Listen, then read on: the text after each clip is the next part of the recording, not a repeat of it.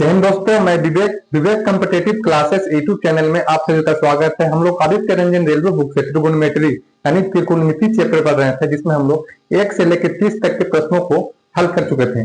आज हम लोग 31 से लेकर 40 तक के प्रश्नों को हल करेंगे, जो टाइप 2 और टाइप 3 का प्रश्न होंगे। तो चलिए शुरू करते हैं। Question number 31।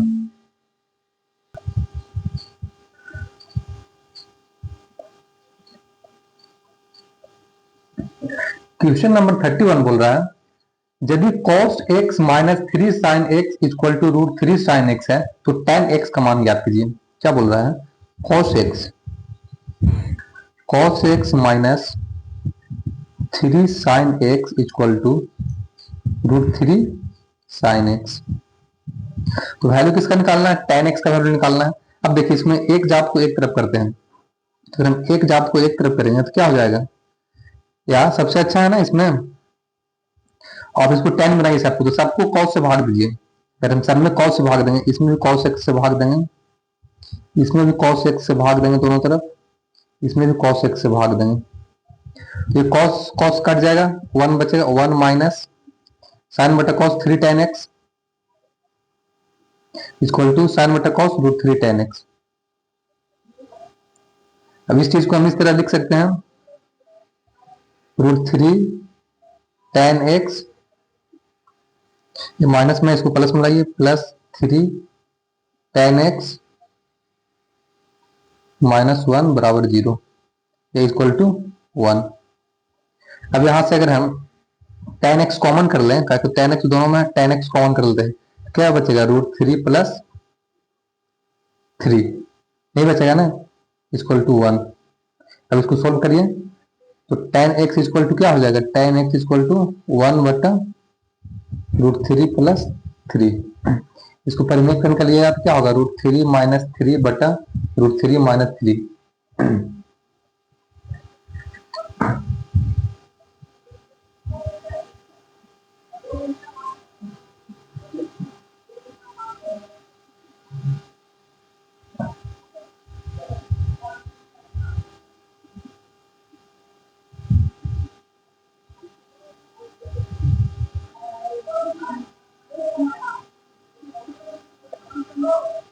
देखिए, रूट वाला को बाद में लिखिए,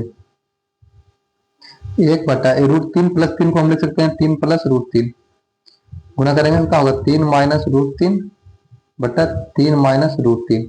तो इसको सॉल्व करिएगा तो ऊपर क्या हो जाएगा? 3 माइनस रूट 3 बटा नीचे 3 का स्क्वायर 9, 9 में से गया रूट 3 का स्क्वायर 3, क्या हो जाएगा? 6 आंसर।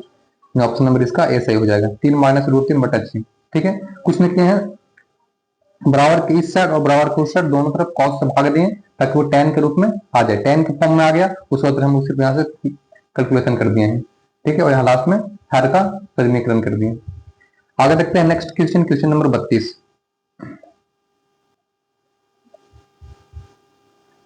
क्वेश्चन नंबर 32 बोल रहा है, यदि 2xy cos theta plus root into x square minus y square sine theta equal to x square plus y square, तो tan थीटा का वैल्यू क्या कीजिए। देखिए क्या बोल रहा है, 2xy cos theta plus x square minus y square sine theta equal to x square plus y square. तो tan थीटा का मान देखिए, जब इस रूप में रहे इस रूप में जब रहे तो जो फर्स्ट cos के साथ होता है वो आधार होता है। तो cos के साथ क्या है? 2xy, तो ये क्या है? आधार है। जो साइन के साथ होता है वो लंब होता है, और जो सिंगल होता है वो कर्ण होता है। इस चीज याद रखिए, साइन cos के अगर इस रूप में रहे तो जो cos के साथ होगा वो आधार होगा, जो साइन के साथ होगा वो लंब होगा, जो सिंगल होगा वो कर्ण होगा। क्या पूछ रहा है? tan थीटा का वैल्यू पूछ रहा है, तो tan थीटा का फॉर्मूला क्या होता है? लंब बटा आधार, लंब बटा आधार। लंब कितना है? तो x square minus y square है ना, साइन के साथ गुणा में है, तो x square minus y square बटा आधार क्या है? cos के साथ में क्या गुणांक में? 2xy, 2xy। ये क्या हो गया आंसर? ऑप्शन नंबर इसका सी सही हो जाएगा, x square minus y square बटा 2xy। इस फॉर्म में जब भी रहे, cos में रहे गुणांक में, साइन में रहे सिंगल रहे, तो जो cos में होगा वो आधार होगा। ठीक, जो साइन के साथ में होगा गुना में वो लंब होगा, और जो सिंगल होगा इधर वो कर्म होगा। तो इसका tan थीटा का मान क्या था, लंब बटा आधार होता है। लंब का वैल्यू हो गया x square minus y square, आधार का वैल्यू हो गया 2xy। ये आंसर हो गया। ठीक है, आगे देखते हैं next question, question number 33। Question number 33 बोल रहा है cos a प्लस बी का मान ज्ञात करें यदि tan a बराबर 3/4 और tan b बराबर 5/12। tan a बराबर क्या दिया हुआ 3/4, इसका मतलब लंब बटा p बटा b दिया हुआ है। यहाँ से हम h निकाल सकते हैं, तो h क्या हो जाएगा, अगर यहाँ से हम h निकालेंगे तो h क्या हो जाएगा कर 3 9 4 16 25 5 हो जाएगा h। फिर tan b का मान दिया हुआ है 5/12 p बटा b, तो यहाँ से h क्या हो जाएगा इसके लिए 5 5 25, 13 का स्क्वायर 169, कितना हो गया 12 है ना, 12 का स्क्वायर 144 और 25 169, 169 का वर्गमूल 13। अब देखिए वैल्यू किसका निकालना है,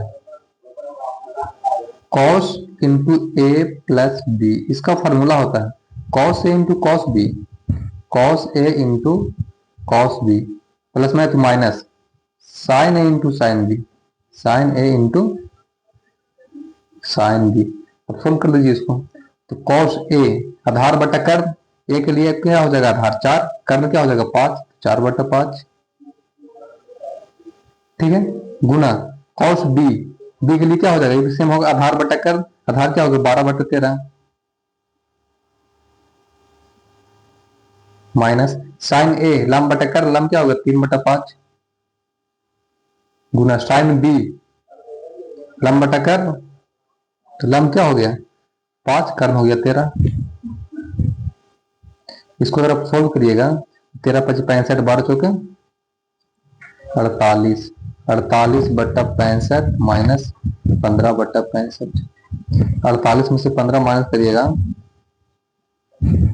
33, देखिए 33/65 क्या हो गया आंसर, ऑप्शन नंबर इसका ए सही हो गया। ठीक है, कुछ नहीं किए, tan ए और tan बी का दिया हुआ था वैल्यू, लंब बटा आधार यहाँ से निकाल दिए, फिर उसके हम लोग यहाँ से दोनों में कर्व निकाल दिए अलग अलग ए और बी के लिए।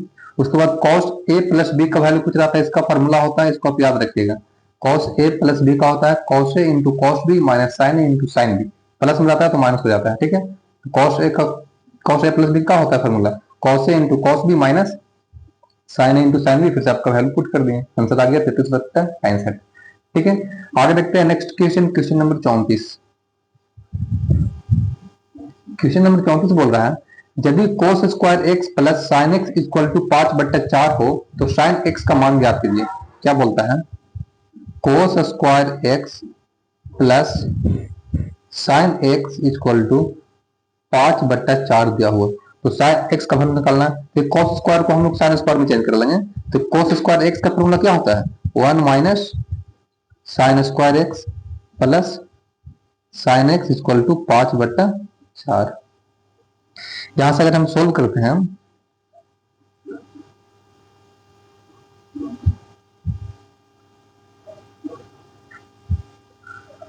तो एक इधर प्लस में एक इधर माइनस में आ जाएगा, तो क्या हो जाएगा minus sine square x plus sine x equal to 5/4 में से माइनस घटाएंगे 1 तो 4 हो गया, 5 माइनस 4 1/4 आएगा, ये क्या आ जाएगा 1/4। अब ये 1/4 आ गया, इसको इधर लाएंगे बराबर की, इधर लाएंगे, यहाँ से अगर हम माइनस को 1 कर देते हैं क्या हो जाएगा, यहाँ से अगर हम माइनस को निकाल देंगे बाहर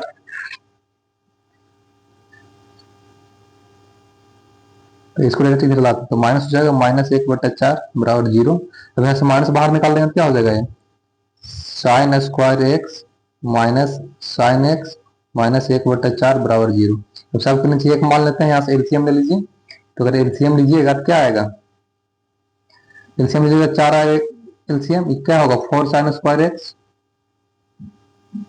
minus 4 sine x minus 1 equal to 0, 4 से गुना होगा 3 से गुना 0 हो जाएगा, यानी द्विघात समीकरण क्या बन के आया 4 sine square x minus 4 sine x minus 1 बराबर 0।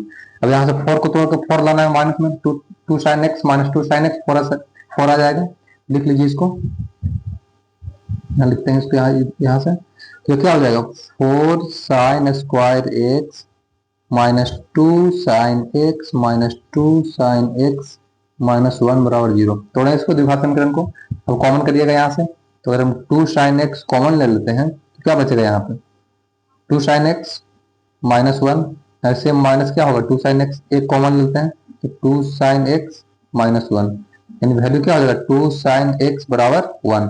तो साइन एक्स बराबर क्या हो जाएगा, 1/2 आंसर, ऑप्शन नंबर इसका बी सही हो जाएगा। बस कैलकुलेशन का सिर्फ द्विघात समीकरण के रूप में लाना था, यहाँ पे इसको गुणनखंड से बना देना था। ठीक है, आगे देखते हैं नेक्स्ट क्वेश्चन, क्वेश्चन नंबर 35। 35 बोल रहा है कौशिक प्लस सेक इक्वल टू 5/2 और ए न्यून कौन है, तो साइन ए प्लस कौशिक ए का मान ज्ञात कीजिए। देखिए बोल रहा है cos A plus sec A equal to 5/2, A न्यून कोण मतलब कि थीटा का वैल्यू है 90 डिग्री से कम है, तो sine A plus cos A का वैल्यू ज्ञात कीजिए। यहाँ से देखिए डायरेक्ट थीटा का वैल्यू निकालते हैं, अगर थीटा का वैल्यू मालूम चल जाएगा तो डायरेक्ट साइन ए और कॉस ए का वैल्यू का मान रख के थीटा का आंसर तक पहुंच जाएंगे। इसमें थीटा का मान ऐसा पुट करना है दोनों में, तो दोनों को जोड़ने पर 5/2 आ जाना चाहिए। ठीक है, फिर हम 30 डिग्री चलते हैं, तो कॉस 30 का वैल्यू क्या होता है, √3/2। 60 चलते हैं, 60 डिग्री से